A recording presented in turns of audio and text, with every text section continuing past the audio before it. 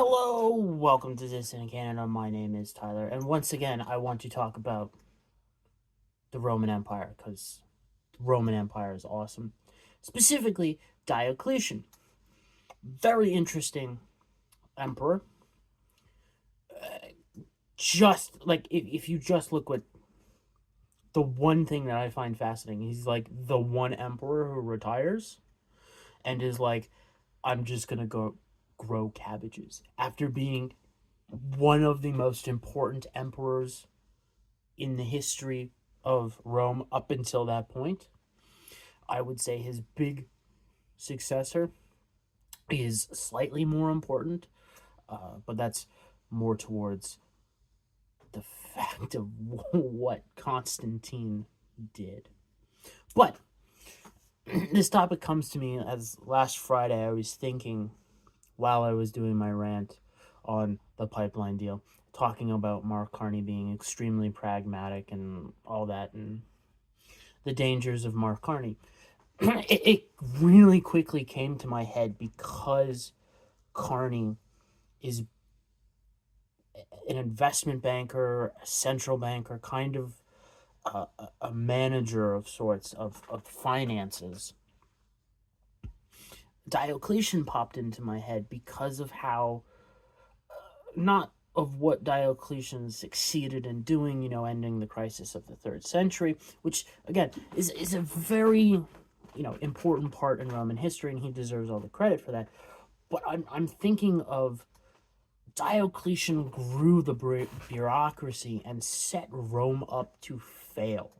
Like, he stabilized the situation, and that's kind of what Carney appears to be doing, albeit not as fast as everybody wants and not in the way they want. But you've cut back on, what is it, foreign student visas, to the point where the big universities and colleges in Canada, every post-secondary school basically, is shitting bricks because they're not going to get their revenue.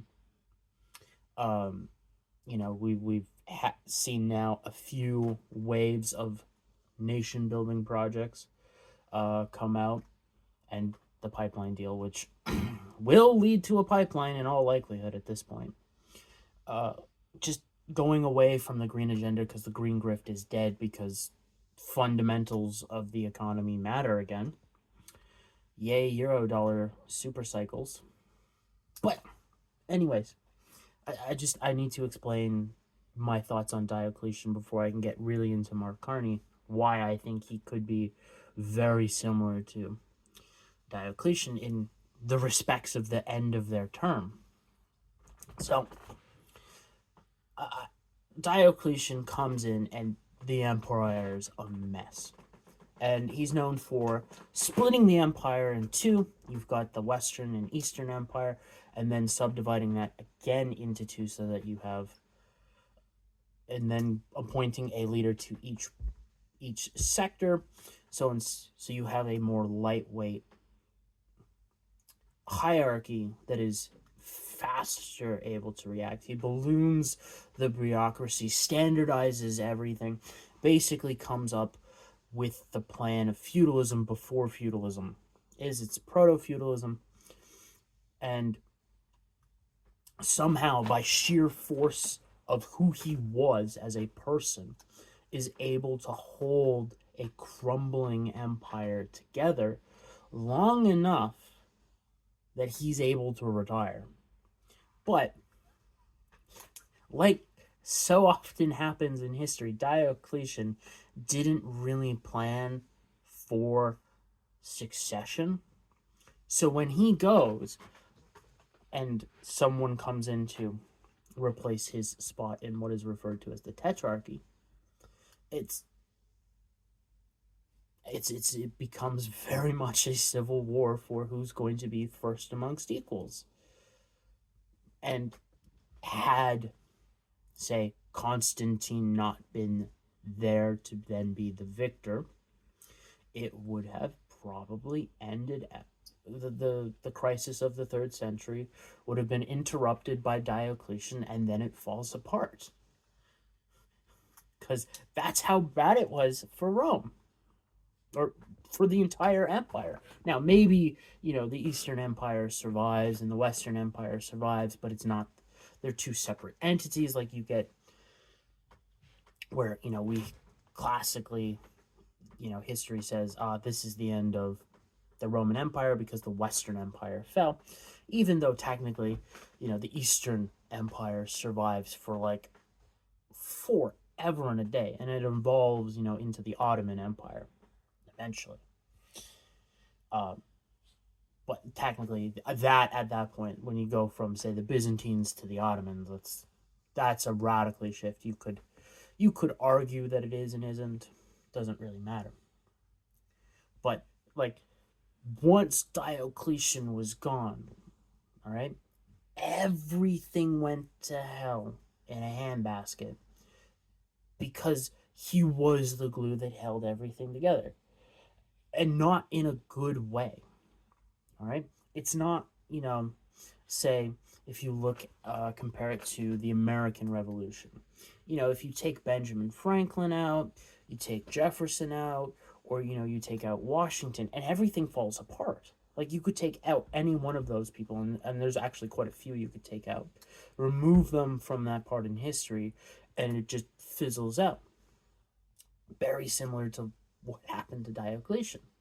Like he comes in and he's a reformer of sorts. Like does a little bit of reformation on the money, a little bit of reformation here.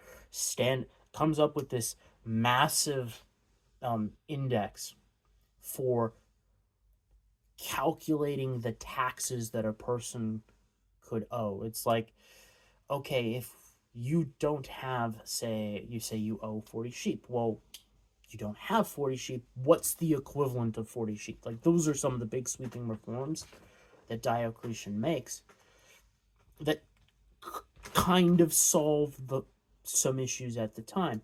But again, once he's gone, it just falls apart. And that's what I'm here thinking about with Mark Carney, of what he's trying to do, especially when it comes to in the context of servicing the Canadian debt. Okay? Like, Mark Carney is a very adept and skilled central banker, and he understands servicing the debt, revenue, and you don't actually have to pay off the debt. You just have to be able to service it, which is much different. Think about this. All right? Carney's not going to try and explode the debt to the same levels that, say, Trudeau did during COVID right out the gate. Now, obviously, I just a couple weeks ago did a video on the recent budget, and there's a whole bunch of stuff that's left off, and that it's going to be a massive burden. It's like, yeah, absolutely. But if you look at how Carney thinks, he thinks in terms of balance sheets, which are assets and liabilities. And your asset side just has to have enough revenue that you are able to pay basically the minimum payments that are required for the debt. So he's got to get revenue in line with expenditures, which is, this is what he talks about when he's talking about balancing the budget, is basically having enough revenue for the Canadian government come in that it pays for the operating costs of the government, which include, heating, lighting, personnel costs, paychecks, all that great stuff. And the monthly payments on the debt that you have to pay. Because you have to, like, every month you have to pay off the 1 month bills. You have to, every, 6 months you're paying out the yearly or the bi-yearly payments on what are they called, the coupon payments on like year plus bonds. So you have to have money constantly coming in, and Carney is going to be able to stabilize that. Not that it's going to do any real good for the Canadian economy. All it's going to do is stop the hemorrhaging of how bad the debt could be. But what it's going to do is it's going to stabilize that to a certain degree. The debt will still look like this on a long time scale. That's how that works with governments. Once they realize debt, there was government debt markets, and they were relatively, as long as you're not, say, high risk emerging market, your debt market is fairly secure. Like, just look from the beginning of the year there, when you had like European bonds spike a little bit, it wasn't all that much and people were freaking out. Like, if you look at emerging market bonds, they're ridiculous because they're so high risk. But anyways, once Carney is gone, it's a setup for failure because nobody else knows how to think that way. Like, it doesn't matter who gets in after Carney. If, say Carney gets in, I think Carney does at this point, all right? If he can survive an election challenge, say March of next year, like the same timeline as what happened with Trudeau this year, all right? If he can survive that, either stops it or wins the election, doesn't matter, survives that, he stays in, he does 4 years, all right?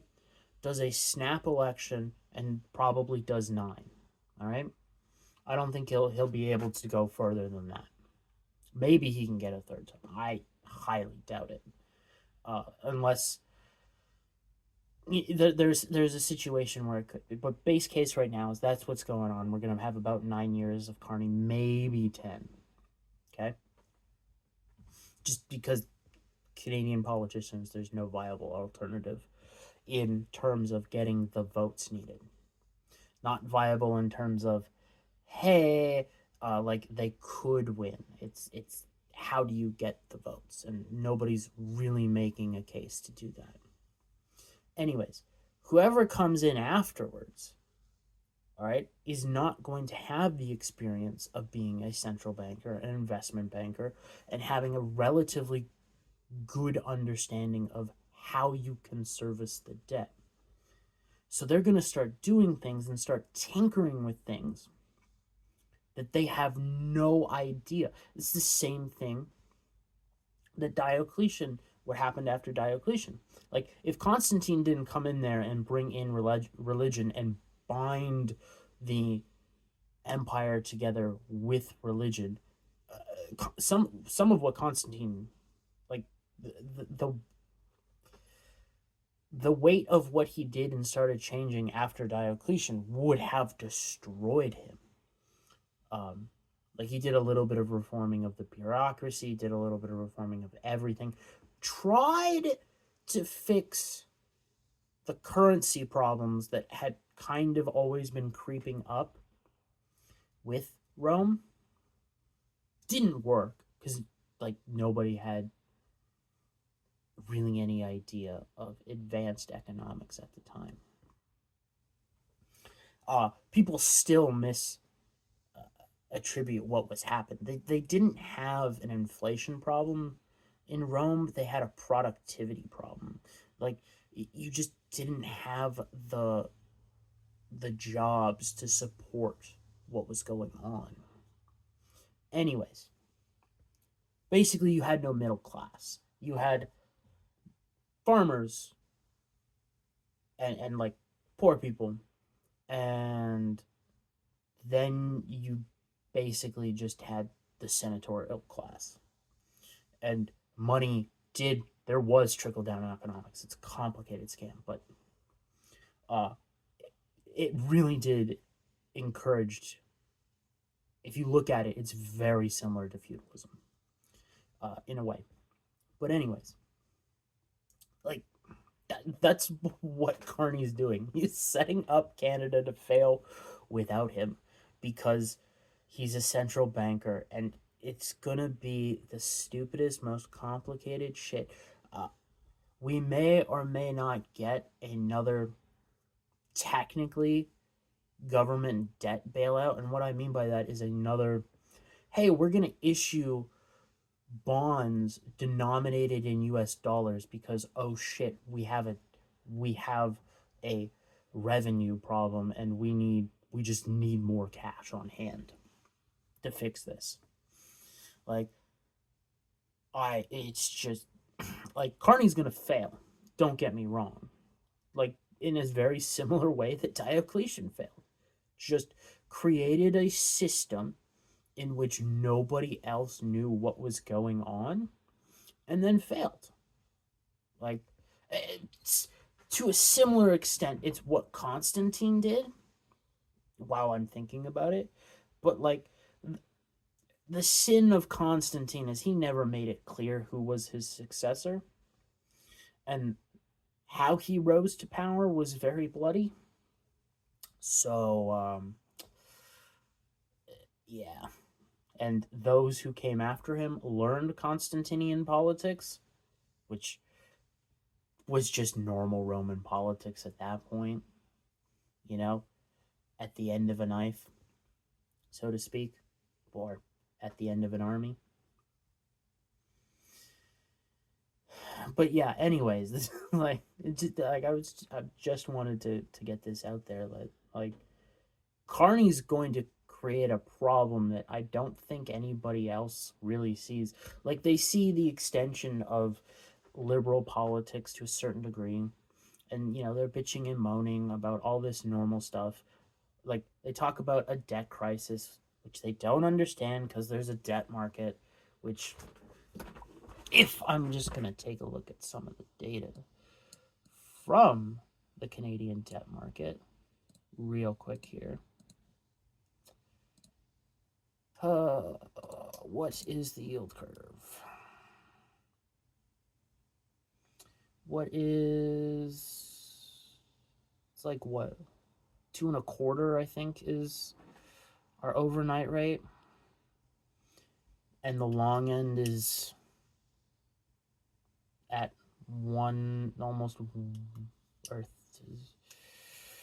it's almost 1.5%. No, whatever. It's like 1.25% ish, or 1.33% higher. Remarkably, just looking at the yield curve, the Government of Canada bond yield curve, it remarkably looks kind of healthy. Like, it's what you are expected to see in a yield curve. You expect the short end to trade lower for the most part. You expect the long end to trade higher and have a relatively gentle curve. Now, it's not the most gentle curve, but it's kind of what you would expect. I don't think that lasts all that much longer. I think it's going to get very aggressive. But that's just because of Eurodollar mechanics. But anyways, that's my rant for today. I'll see you tomorrow with something. Maybe I'll talk about Danielle Smith's run for Prime Minister of Canada. Maybe I'll shit more on the Conservatives, specifically Pierre, because they're horrible too. Maybe I go after the PPC for not realizing how and what they have to do to win, or to even get a seat, which would be a win at that time for them. Or maybe we talk about some other crazy insanity like debt markets, because debt markets are cool. Maybe we talk about leverage, because leverage is cool. Or I'm just insane. Anyways, till tomorrow. Have a good day.